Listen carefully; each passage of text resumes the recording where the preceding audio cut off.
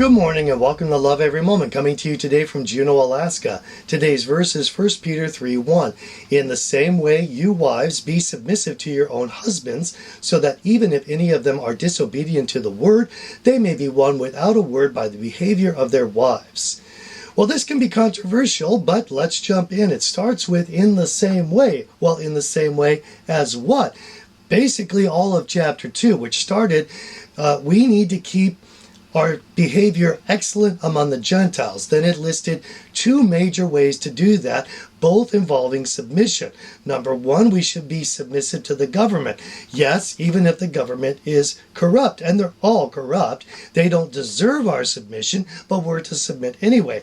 Number two, that's Christian slaves are to be submissive to their masters. Yes, even if they're corrupt. Yes, even if they don't deserve our submission. This is the way of Christians to minister love to those who don't deserve it. Okay, now this says, in the same way, you wives, implication being Christian wives, be submissive to your own husbands, so that even if any of them are disobedient to the word, that implies that this is probably a non-Christian husband. So a Christian wife with a non-Christian husband, she is still supposed to submit to him.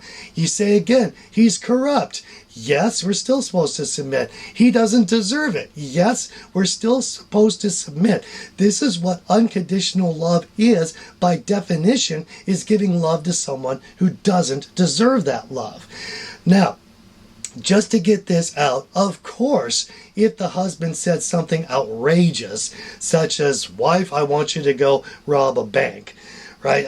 Obviously, she can't submit to that, all right, because then she would be breaking the government laws and, even more importantly, God's laws. So to the point where he's not asking her, of course, to break government laws or God's laws or something like that, she is to submit.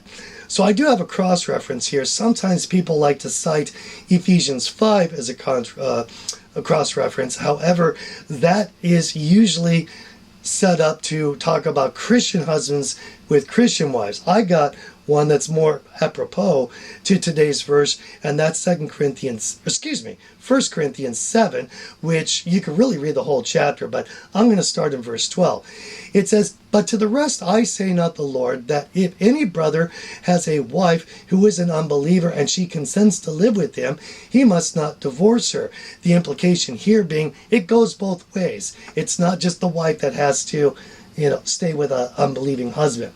Then, verse 13, and if a woman who has an unbelieving husband, like it said in our 1 Peter 3:1 verse, and he consents to live with her, she must not send her husband away. Verse 14, for the unbelieving husband is sanctified through her wife, and the unbelieving wife is sanctified through her believing husband. For otherwise your children are unclean, but now they are holy. Yet, if the unbelieving one leaves, let him leave. The brother or sister is not under bondage in such cases, but God has called us to peace.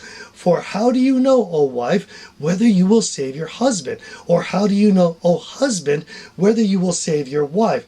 Now back to our main verse.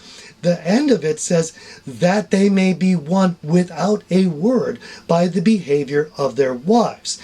This is the grand idea. We're going to cover that a lot more next week, but that we don't really have to preach or nag or anything like that.